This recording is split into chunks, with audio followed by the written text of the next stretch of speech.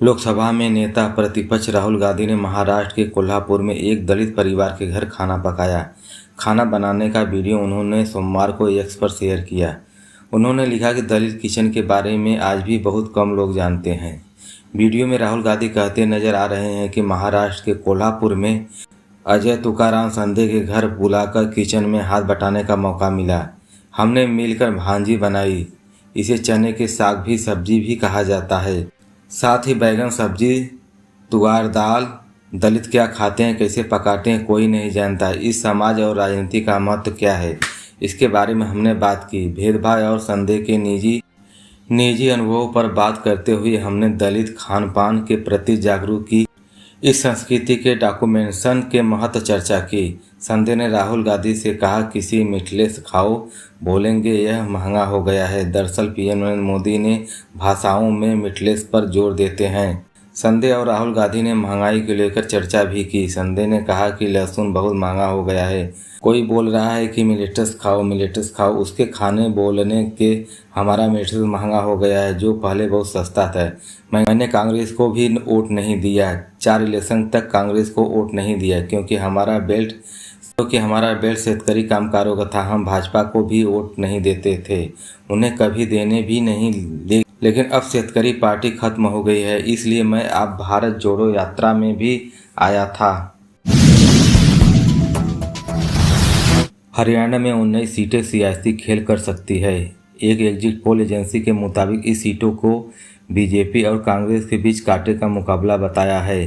प्रदेश के कार्यवाहक सीएम नायब सैनी भी मान चुके हैं कि कुछ सीटों पर कड़ा मुकाबला हो सकता है। उनका कहना है कि ये सीटें हम जीत जाएंगे।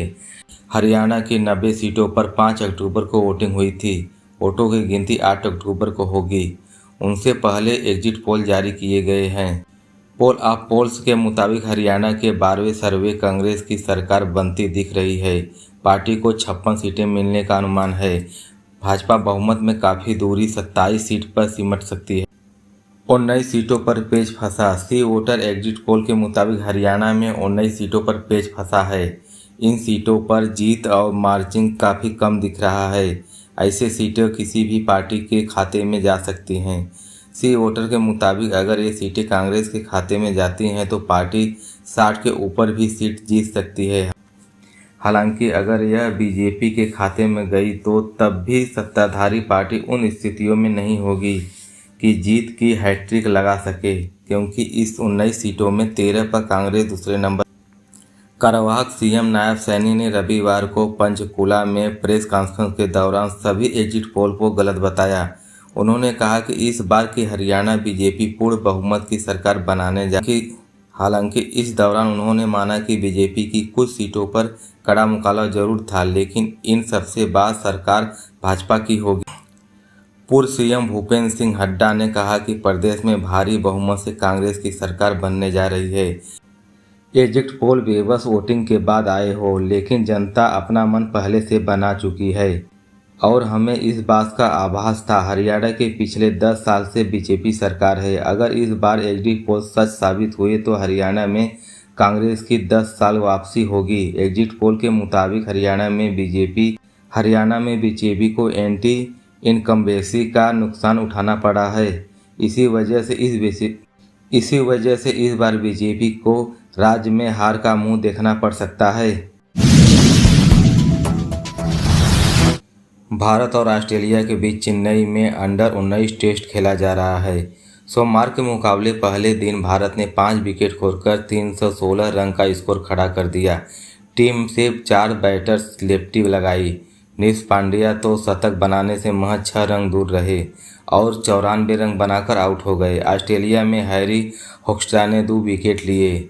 पहले यूथ टेस्ट में शतक लगाने वाले वैभव सूर्यवंशी दूसरे मुकाबले की पहली पारी में 3 रन ही बना सके। दोनों टीमों के बीच पहला 4 दिवसीय टेस्ट भारत ने 2 विकेट से जीता था।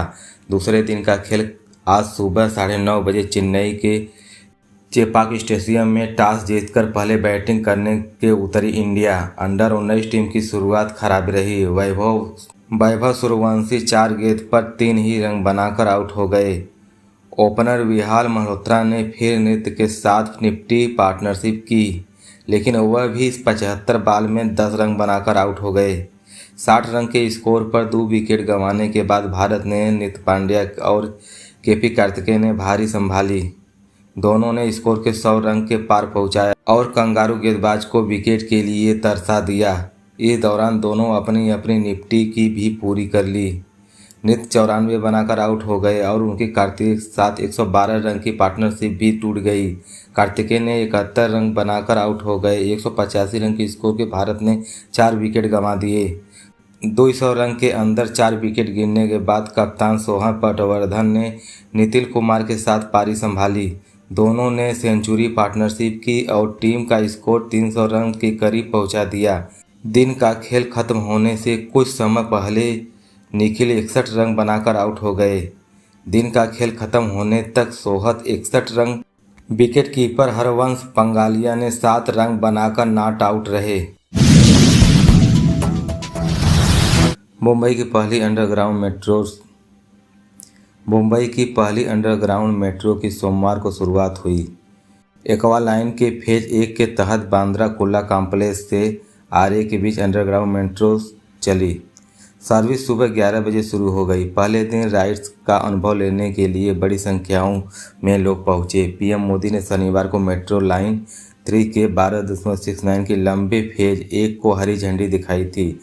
इसके बाद उन्होंने बीकेसी के सांतराकोज मेट्रो स्टेशन के बीच मेट्रो। इस दौरान उन्होंने स्टूडेंट महाराष्ट्र सरकार की लाडली बहन स्कीम का लाभ पाने वाली महिलाओं और मजदूरों के बीच बातचीत की। मुंबई मेट्रो रेल कॉरपोरेशन ने नोटिफिकेशन जारी कर सकता है कि एक्वा लाइन पर मेट्रो सामान्य ऑपरेशन मंगलवार को शुरू हो गया। सर्विस सोमवार से शनिवार तक सुबह 6:30 बजे से रात 10:30 बजे के बीच ऑपरेट करेगी। रविवार को सर्विस सुबह 8:30 बजे से रात 10:30 बजे तक चलेगी। मेट्रो की किराया न्यूनतम 10 रुपये, अधिकतम 50 रुपये होगा।